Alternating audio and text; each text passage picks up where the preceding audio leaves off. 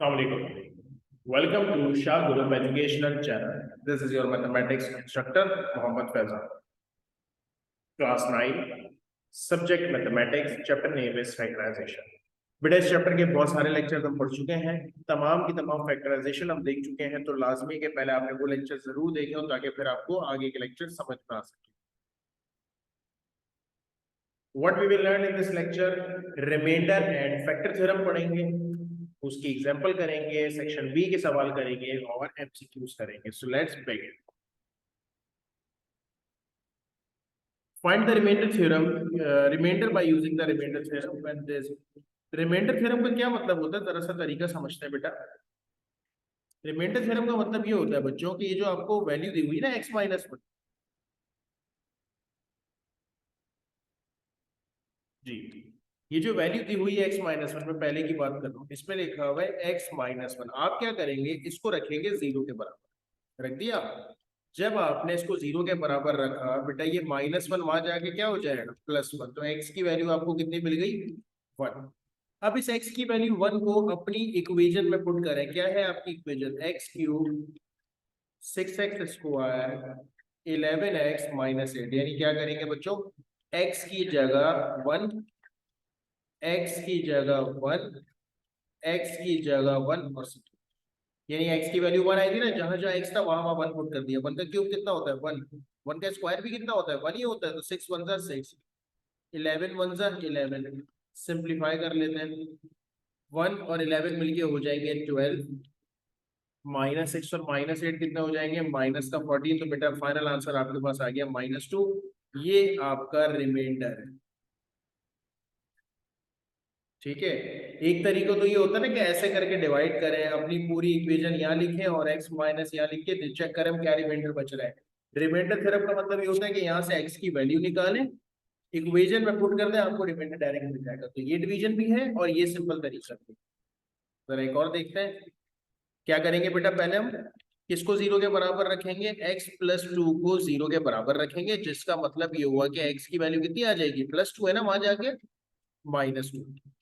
अपनी इक्वेशन में पुट करते हैं. क्या है हमारी इक्वेशन, देखिए हमारी इक्वेशन है एक्स क्यूब, एक्स की जगह क्या आ जाएगा, माइनस का 2, एक्स स्क्वायर, एक्स की जगह क्या आ जाएगा. यानी कि इस इक्वेशन में जहां जहां एक्स है वहां वहां पर मैं एक्स की वैल्यू पुट कर रहा हूँ. और एक्स की वैल्यू आपको समझ में आ गई है ना, क्या है, -2.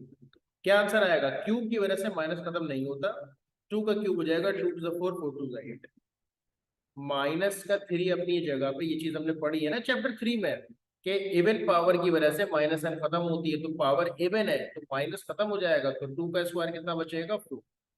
Plus minus minus, 4 to the 8, minus का 14. बेटा ये बनेगा -8, 3 4 जा 12, -8 -14. कैलकुलेटर उठाते हैं और इन सबको क्या कर लेते हैं, यानी हम कैलकुलेटर में लिखेंगे -8 -12 -8 -14. तो हमारे पास रिजल्ट आ जाएगा माइनस का 42. ये हमारा क्या है बच्चों, ये हमारा रिमाइंडर है. आसान सवाल है बिल्कुल. सेम वही बात, रिमाइंडर मालूम करना है, तरीका आपको मालूम है. यहां से वैल्यू निकालते हैं, किसको रखेंगे जीरो के बराबर. बात कर रहा हूं मैं तीसरे सवाल की. 2y + 1 = 0 रखेंगे. जब मैं आपसे कहूंगा कि y की वैल्यू निकाले तो पहले +1 को वहां भेजेंगे ना, +1 वहां जाके क्या हो जाएगा, -1. और अगर मुझे y की वैल्यू निकालनी है तो -1/2. ऐसा ही है ना भाई, 2 मल्टीप्लाई और दबा जाके डिवाइड हो गया. अब अपनी इक्वेशन में पुट करते हैं, देखिए कैसे पुट होगा. 2 अपनी जगह, y ये वाली इक्वेशन की बात कर रहा हूं मैं, y की जगह क्या आ जाएगा, माइनस का 1/2, -1 अपनी जगह पे और इस क्यूब अपनी जगह, प्लस का 6 अपनी जगह पे, कर्ली ब्रैकेट बनाते हैं, 3 अपनी जगह पे, 4 अपनी जगह, y की जगह क्या आ जाएगा, माइनस का 1/2 और माइनस का 9 अपनी जगह पे. चलो सिंप्लीफाई करते हैं बच्चों, 2 से 2 कैंसल, ब्रैकेट में बचा -1 का क्यूब, 6 अपनी जगह पे, 3 अपनी जगह पे, प्लस माइनस माइनस, 2 1 जा 2 2 जा, तो कितना बच गया यहाँ पर, 2 बच गया. तो बड़ा सिंपल हो गया. माइनस वन मिलके कितना हो जाएंगे, माइनस का 2 प्लस 6 अपनी जगह, 3 में से 2 गए तो 1 बचा। क्यूब की वजह से माइनस खत्म नहीं होता, 2 टू द 4, 4 टू द 8 हो जाएगा, 6 1 द 6। सिंप्लीफाई कर लें बेटा इसको, कितना बनेगा, -8 + 6, ये बनेगा -2, यानी कि टोटल आंसर आएगा -11। सिंपल कैलकुलेट किया हमने, -8 + 6 हो जाएगा माइनस का 2, -2 और -9 मिलके हो जाएगा -11। चौथे पर आते हैं, इसमें से वैल्यू निकालनी है, तो x - y = 0 करते हैं। तो इसका मतलब अगर मैं आपसे कहूँ x की वैल्यू निकालनी है, तो -y वहां जाके क्या हो जाएगा, प्लस का। ये पुट करेंगे हम, x = y। इक्वेशन क्या है, जरा पहले लिख लेता हूँ आपकी आसानी के लिए, x4 x² y² और y। ठीक है, क्या करना चाहिए, करना ये चाहिए कि x की जगह y, सही ना, x = y था, x की जगह y और y की जगह अपनी जगह पे, ये मत कीजिएगा x की जगह y कर दिया, y की जगह x कर दिया। अच्छा, ये बन गया y4, दोनों मल्टीप्लाई हो रहा है, y² को y² से मल्टीप्लाई करेंगे, बेसिस सेम पावर है, तो 3y4 प्लस हो रहा है, इसका मतलब कितना हो जाएगा, 3y4, that is your answer. इसको हम बेसिकली क्या लिख देते हैं, आंसर नहीं, हम लिख देते हैं ये हमारा क्या है, रिमाइंडर है। जी बच्चों, क्लियर है, आसान सवाल है। चले आगे बढ़ते हैं। अब सवाल कैसे आ सकते हैं बड़ा इंपॉर्टेंट सवाल, कह रहे हैं m की वैल्यू निकालें इफ इस इक्वेशन का और इस इक्वेशन का leaves the same remainder when divided by this, यानी y-3 इससे भी डिवाइड हो रहा है, इससे भी डिवाइड हो रहा है, और दोनों के आंसर को क्या करना है, सेम रखना है। पहले तो हम निकालते हैं y-3 = 0 रखेंगे, पहले तो y की वैल्यू निकालेंगे ना, तो y की वैल्यू आ गई -3, वहां जाके क्या हो गया, प्लस। अब इस y की वैल्यू को इसमें भी पुट करते हैं और इसमें भी पुट करते हैं, जो दोनों के आंसर आएंगे दोनों को क्या रख देंगे, सेम। मैथ्स की जबान में सेम मतलब इक्वल। तो पहली इक्वेशन में पुट करते हैं p, y की जगह क्या कर दोगे बेटा, 3, m, y³ है ना, क्या हो जाएगा, 3 का क्यूब, 4 y² है तो 3 का स्क्वायर, 3 y की जगह y की वैल्यू, तो जहां जहां y था वहां वहां मैंने 3 पुट कर दिया। अब m अपनी जगह पे, 3 का क्यूब कितना होता है, 3 3 9, 9 3 27, 4 अपनी जगह, 3 का स्क्वायर कितना होता है, 3 3 9, ये हो जाएगा 3 3 9 माइनस का 4, तो बेटा फाइनली आपके पास बनेगा 27m, 9 4 36, 9 में से 5 गए तो 9 में से 4 गए तो 5 बचे, यानी कि आपके पास जो पहले का रिमाइंडर आया वो आ गया 27m और 41, ये आपको पहले का रिमाइंडर, इसको हम यूं कह देते हैं R1, ये रिमाइंडर बने। अब दूसरी इक्वेशन पर आते हैं, क्या है बेटा दूसरी इक्वेशन, क्यू y की जगह क्या रखना है, उसने दोनों के लिए ही दिया बेटा -3, दोनों में यही पुट करना है ना, y-3, तो यानी कि y की वैल्यू 3, तो यहाँ क्या है, y³, इसका मतलब क्या हो जाएगा, 3 का क्यूब -4, y की जगह 3 प्लस m, क्या बनेगा बेटा, 3 3 9 3 27, 4 3 12, तो रिजल्ट बनेगा 27 - 12 कितना हो जाएगा, 15 प्लस m। ये आपको दूसरी इक्वेशन से रिमाइंडर मिल गया, इसको मैं कह देता हूँ R2। तो आपने पहली इक्वेशन से रिमाइंडर निकाला, आपने दूसरी इक्वेशन से रिमाइंडर निकाला, जैसे भी थोड़ी देर पहले बात कर रहे थे। अब वो कह रहा है कि दोनों का रिमाइंडर सेम रखो, यानी मैं यहां लिखूंगा according to given condition, according to given condition R1 को किसके बराबर रखना है, R2 के। R1 की वैल्यू कितनी आई थी, 27m + 41, और R2 की वैल्यू कितनी आई है, 15 + m। अब अगर मैं आपसे कहूँ m की वैल्यू निकालना है तो बहुत आसान है भाई, ये जो प्लस m है यहाँ भेज दिया तो ये माइनस का m हो जाएगा, और ये 41 प्लस हो रहा है वहां जाके क्या हो जाएगा, माइनस, यानी मैंने क्या किया, m एक तरफ कर लिया, नंबर एक तरफ कर लिया। अब 27 में से एक जाएंगे तो कितने बचेंगे, 26, 15 में से 41 जाएंगे तो माइनस का माइनस का बचेगा 26, मुझे m की वैल्यू चाहिए -26, ये 26 मल्टीप्लाई हो रहा है वहां जाके डिवाइड, तो 26 से 26 कैंसिल, बेटा आंसर आ गया माइनस का। ठीक है, तो दो तरह के बेसिकली इसमें दो चीजें हो गई ना, पहले आपने रिमाइंडर निकाल ली है, फिर आपने दोनों को बराबर रखा क्योंकि उसने बोला था, और फिर आपके पास m की वैल्यू आ। नेक्स्ट देखते हैं, कह रहा है if the polynomial this is exactly divisible by this। exactly divisible का मतलब समझे, exactly divisible का मतलब है कि रिमाइंडर बचेगा ही, रिमाइंडर ना बचने का क्या मतलब है, रिमाइंडर जो है वो कितना होना चाहिए, 0 होना चाहिए। तो पहले तो वही स्टार्टिंग तो वही करते हैं, क्या करते हैं कि x प्लस 2 को 0 के बराबर रखा और x की वैल्यू निकाल ली, कितनी आ गई माइनस कर। ठीक है, अब इसको अपने सवाल में पुट कर देते हैं जैसे हम अभी तक करते आ रहे थे। 4x की जगह क्या आ जाएगा बेटा -2, 7x की जगह क्या आ जाएगा -2, 6x की जगह -2 और माइनस का 3। तो 4 अपनी जगह पे, क्यूब की वजह से माइनस में कोई फर्क नहीं पड़ता, 2 टू 4, 4 टू 8, स्क्वायर से माइनस साइन खत्म हो जाती है, बचा 2 का square 4, plus minus minus 6 to 12 minus का 3 के।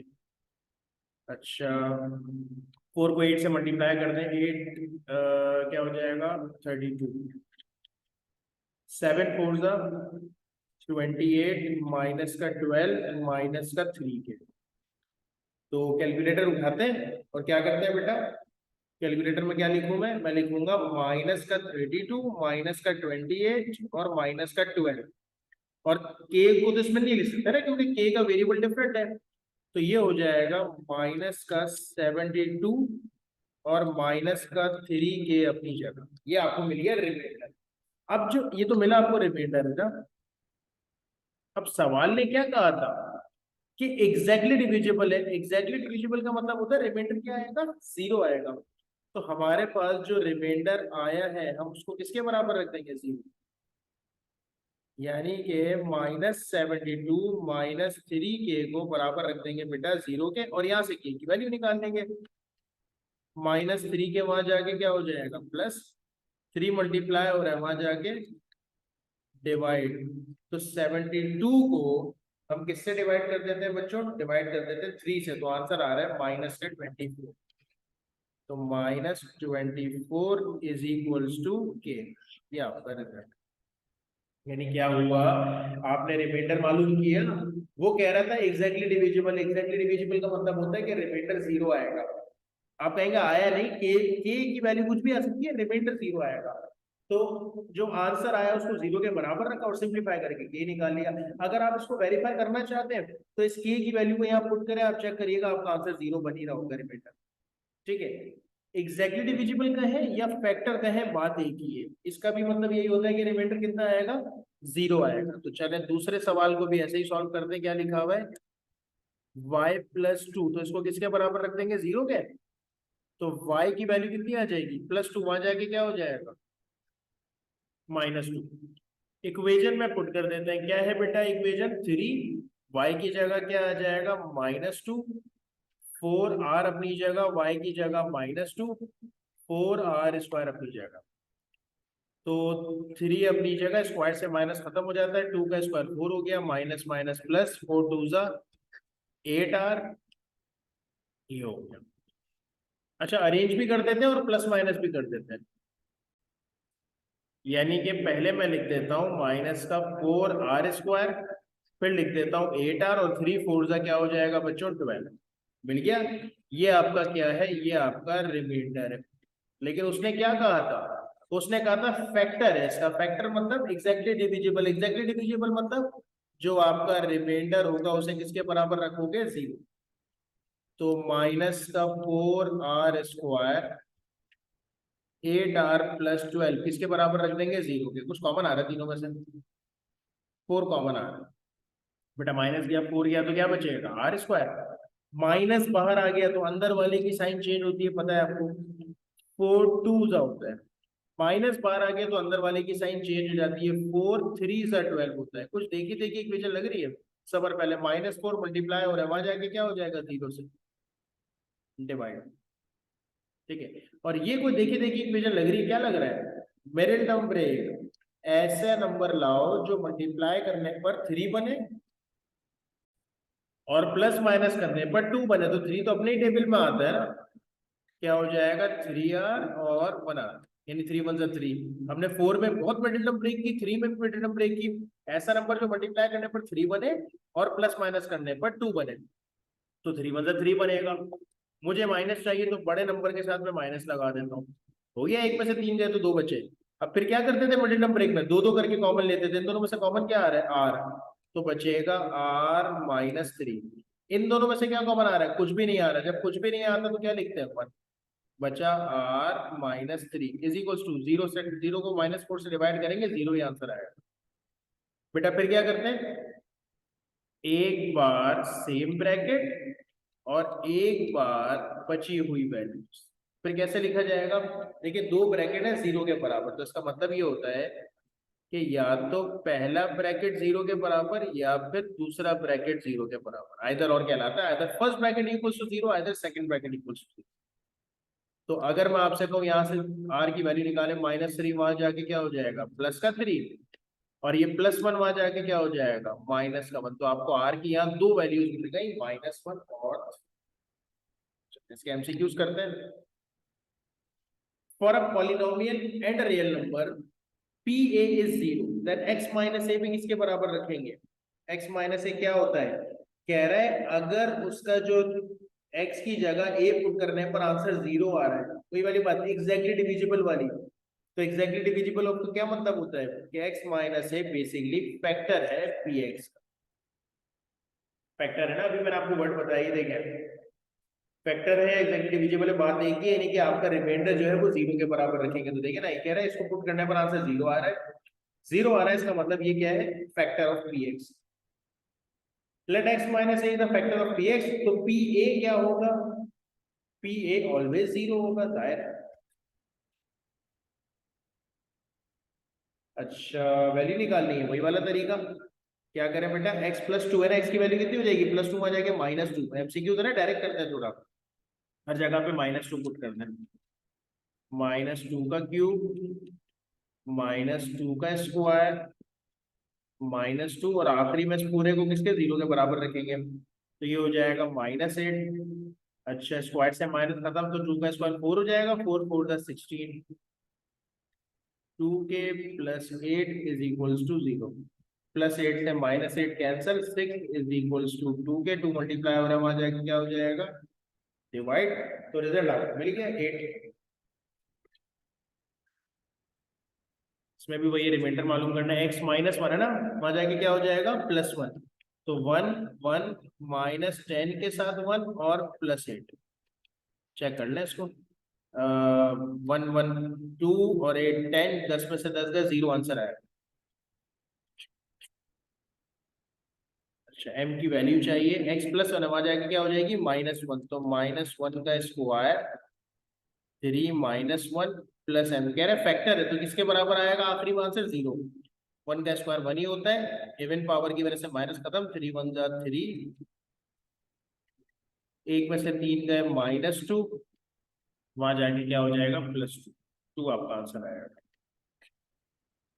सो होपफुली बात समझ में आ गई होगी। इंशाल्लाह नेक्स्ट क्लास में इसको कंटिन्यू करते हैं। That's enough. अल्लाह हाफिज़।